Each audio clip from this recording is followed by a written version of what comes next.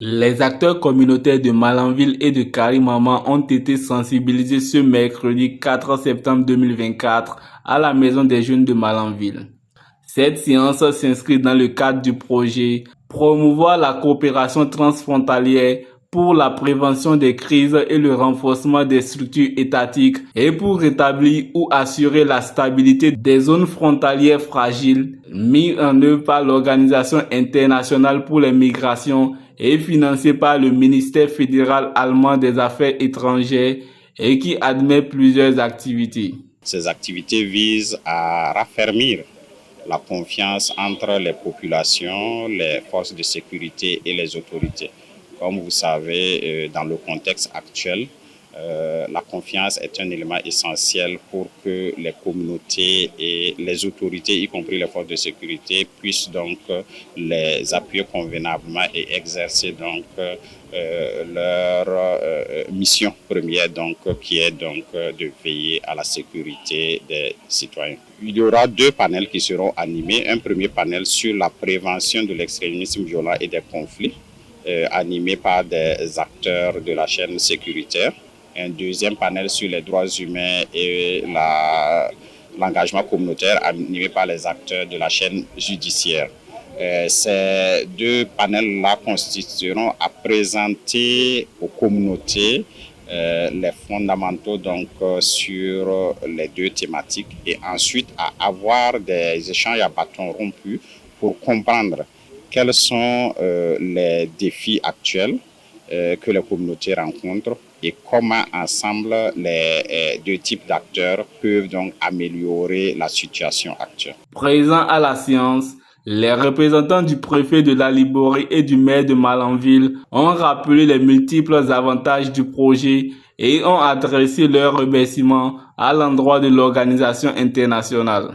Je voudrais tout d'abord exprimer notre profonde gratitude à l'Organisation internationale pour les migrants et à Madame la chef de mission ici représentée par le chef bureau pour leur engagement et leur soutien continu.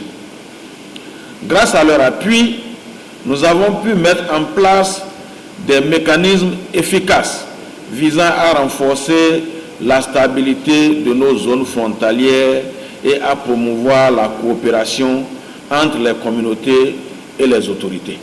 La criminalité transfrontalière est un fléau que nous devons combattre ensemble. Et c'est pourquoi cette initiative est si cruciale.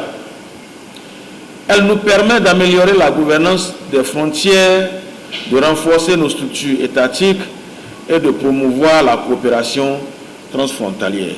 Je remercie les autorités ou bien les dirigeants à divers niveaux qui ont organisé cette séance.